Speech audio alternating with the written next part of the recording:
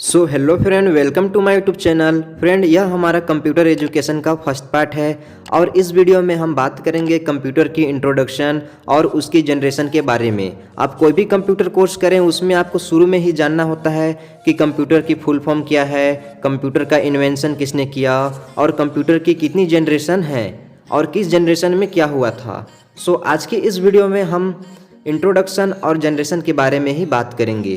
तो चलिए शुरू करते हैं। दोस्तों, कंप्यूटर शब्द लैटिन भाषा के कंप्यूट शब्द से बना है जिसका अर्थ गणना करना होता है। कंप्यूटर को हिंदी में संगणक कहा जाता है। सरल शब्दों में कंप्यूटर एक इलेक्ट्रॉनिक उपकरण है जो डेटा इनपुट के रूप में लेता है, उसे प्रोसेस करता है तथा परिणामों को आउटपुट के रूप में हमें प्रदान करता है।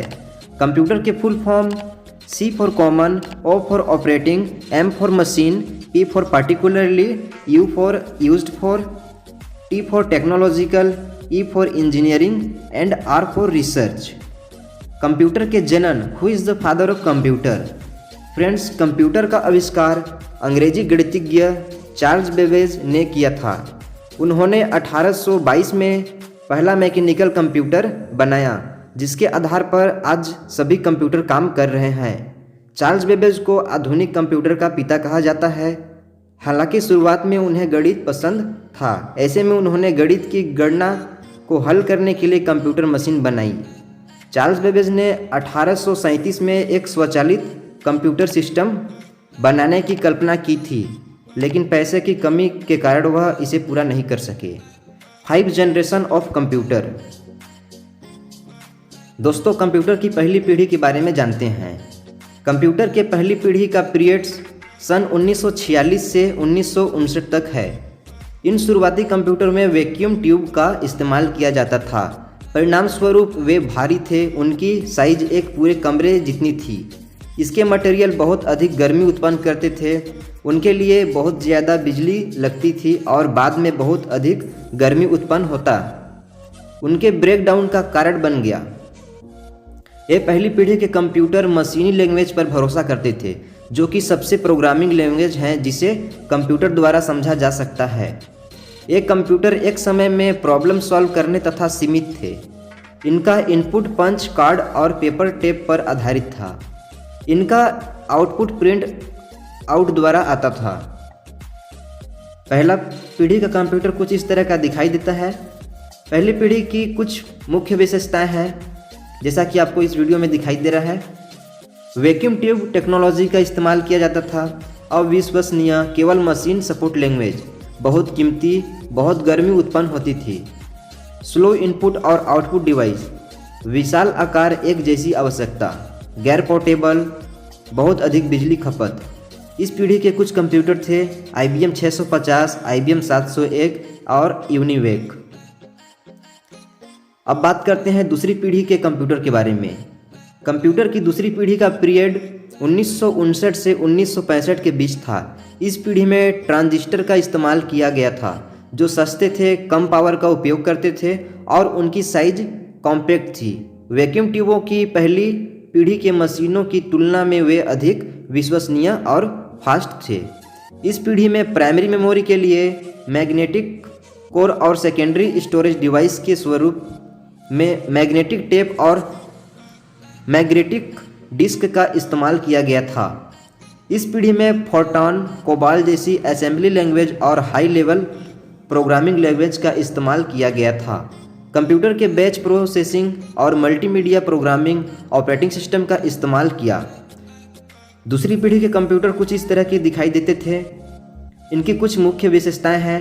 ट्रांजिस्टर का उपयोग, प्रथम पीढ़ी के कंप्यूटर की तुलना में विश्वसनीय, प्रथम पीढ़ी के कंप्यूटर की तुलना में छोटा आकार, प्रथम पीढ़ी के कंप्यूटर की तुलना में कम गर्मी उत्पन्न, पहले पीढ़ी के कंप्यूटर की तुलना में फास्ट, बहुत महंगे, ऐसी आवश्यक मशीन और असेंबली लैंग्वेज को सपोर्ट करते थे। इस पीढ़ी के कुछ कंप्यूटर थे CDC 1604, IBM 1620, IBM 7094 और यूनिवेक 1108। कंप्यूटर की तीसरी पीढ़ी। दोस्तों, कंप्यूटर की तीसरी पीढ़ी का पीरियड 1965 से 1971 तक था। तीसरी पीढ़ी के कंप्यूटर में ट्रांजिस्टर की जगह पर इंटीग्रेटेड सर्किट आईसी का इस्तेमाल किया गया था। एक आईसी में कई ट्रांजिस्टर, रजिस्टर और कैपेसिटर एसोसिएट सर्किट के साथ थे। आईसी का आविष्कार जैक कल्बी ने किया था। इस विकास ने आकार में छोटे, विश्वसनीय और कुशल कंप्यूटर बनाए। इस पीढ़ी में remote processing, time sharing, multimedia programming, auto operating system का उपयोग किया गया था। इस पीढ़ी के दौरान high level programming language Fortran, टू, कोबाल, पास्कल, बेसिक, एल्गोल 68 आदि का उपयोग किया गया था। ये पहले कंप्यूटर थे जहां यूजर्स कीबोर्ड और मॉनिटर का उपयोग करते थे। इसने इन मशीनों को सेंट्रल प्रोग्राम का उपयोग करते हुए एक साथ कई एप्लीकेशन रन करने के लिए सक्षम किया। कुछ इस तरह के दिखने वाला था तीसरी पीढ़ी का जनरेशन कंप्यूटर। अब बात करते हैं इनकी कुछ मुख्य विशेषताएं के बारे में। आईसी का इस्तेमाल किया गया, पिछले 2 पीढ़ियों की तुलना में अधिक विश्वसनीय, छोटे आकार के, कम गर्मी उत्पन्न और फास्ट, कम महंगे, ऐसी आवश्यक, कम इलेक्ट्रिसिटी की खपत, हाई लेवल लैंग्वेज की सपोर्ट। इस पीढ़ी के कुछ कंप्यूटर थे IBM 360 सीरीज, हॉनीवेल, PDP, IBM और TDC। अब बात करते हैं दोस्तों 4th जनरेशन की कंप्यूटर की चौथी पीढ़ी। कंप्यूटर की चौथी पीढ़ी का पीरियड 1971 से 1980 तक था। चौथे पीढ़ी के कंप्यूटर में very large scale integrated circuit का इस्तेमाल किया गया। VLSI सर्किट में लगभग 5000 ट्रांजिस्टर और अन्य सर्किट एलिमेंट्स एक ही चिप पर लगाए गए। इसी के कारण इस चौथी पीढ़ी में माइक्रो कंप्यूटर बनाना संभव हो सका। चौथी पीढ़ी के कंप्यूटर में अधिक पावरफुल कंपोनेंट्स, विश्वसनीय और सस्ते थे। नतीजन इसमें पर्सनल कंप्यूटर PC क्रांति को जन्म दिया। इस पीढ़ी में time sharing, real time network, distributed operating system का उपयोग किया गया था। इस पीढ़ी के सभी हाई लैंग्वेज जैसे C++, DBAC आदि का उपयोग किया गया था। 1981 में पहली बार IBM ने एक ऐसा कंप्यूटर बनाया जो विशेष रूप से घरेलू उपयोग के लिए डिजाइन किया गया था, और बाद में 1984 में एप्पल द्वारा मैकस्टॉप को बनाया गया था। माइक्रो प्रोसेसर अब कम साइज और हाई प्रोसेसिंग पावर में बहुत आगे बढ़ गए थे। इन छोटे कंप्यूटरों की बढ़ी हुई पावर का अर्थ है कि उन्हें लिंक किया जा सकता है, नेटवर्क बना सकते हैं। आखिरकार इंटरनेट का जन्म और तेजी से विकास हुआ। इस अवधि के दौरान अन्य प्रमुख एडवांसेस जैसे graphical user interface, mouse, laptop, capacity और हाथ से पकड़ने वाले डिवाइसों में आश्चर्यजनक प्रगति हुई। चौथी पीढ़ी के कंप्यूटर की कुछ मुख्य विशेषताएं। VLSI टेक्नोलॉजी का इस्तेमाल किया गया, बहुत सस्ते, पोर्टेबल और विश्वसनीय। PC का उपयोग, बहुत छोटी साइज, कोई ऐसी आवश्यक नहीं। इंटरनेट की शुरुआत की गई थी। नेटवर्क के क्षेत्र में डेवलपमेंट, कंप्यूटर से आसानी उपलब्ध हो गया। इस पीढ़ी के कंप्यूटर कुछ थे इस प्रकार के: DEC 10 star, PDP, Cray 1, Cray X MP super computer, और एक था Cray 1 सुपर कंप्यूटर। अब बात करते हैं दोस्तों 5वीं जनरेशन की कंप्यूटर के बारे में। कंप्यूटर की 5वीं पीढ़ी। कंप्यूटर की 5वीं पीढ़ी का पीरियड 1980 से आज तक है, जो कि हम वर्तमान में इसको यूज कर रहे हैं।